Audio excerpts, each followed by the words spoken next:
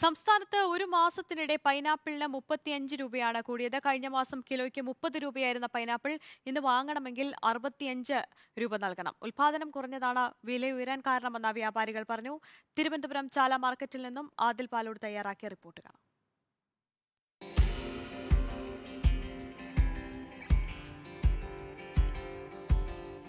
ചാല എത്തി. എന്ത് വേണം? കുറച്ച് ഫ്രൂട്ട്സ് മേടിക്കണമായിരുന്നു.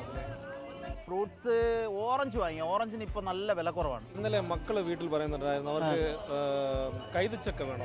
പൈനാപ്പിൾ. പക്ഷെ പൈനാപ്പിളിന് ഭയങ്കര വിലയാണ് കേട്ടോ. ഷോർട്ടേജ് എന്നാണ് പറയണം. എന്നാലും നമുക്ക് നോക്കിയാലോ, ചോദിച്ചു നോക്കാം.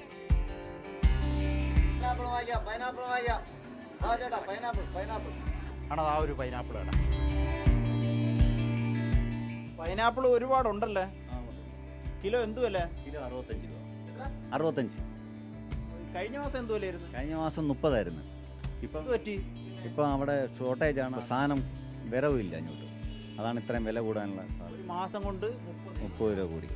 ആളുകൾ വരുന്നുണ്ടോ? ആളുകൾ വരുന്നുണ്ട്. ആളുകൾ വാങ്ങിക്കുന്നുണ്ട്. ചോദിച്ചു വരുന്നുണ്ട് സാധനം. ചാല മാർക്കറ്റിൽ വില 65 ആണെങ്കിലും പുറത്തു കടകളിൽ 70 രൂപ വരെ പൈനാപ്പിളിന് നൽകണം. കൂടുതലും എറണാകുളം ജില്ലയിൽ നിന്നാണ് തിരുവനന്തപുരത്തേക്ക് പൈനാപ്പിൾ എത്തുന്നത്. കാലാവസ്ഥാ വ്യതിയാനം മൂലം ഉൽപ്പാദനം കുറഞ്ഞതാണ് പൈനാപ്പിൾ വില കുതിച്ചുയരാൻ കാരണം. ഉൽപ്പാദനം കുറഞ്ഞതിനാൽ കേരളത്തിൽ നിന്നുള്ള പൈനാപ്പിൾ കയറ്റുമതിയിലും വൻ ഇടിവ് സംഭവിച്ചിട്ടുണ്ട്. വീഡിയോ ജേർണലിസ്റ്റ് ഗോപൻ പ്ലവറിനൊപ്പം reporter Adil Palode, in reporter, Thiruvananthapuram.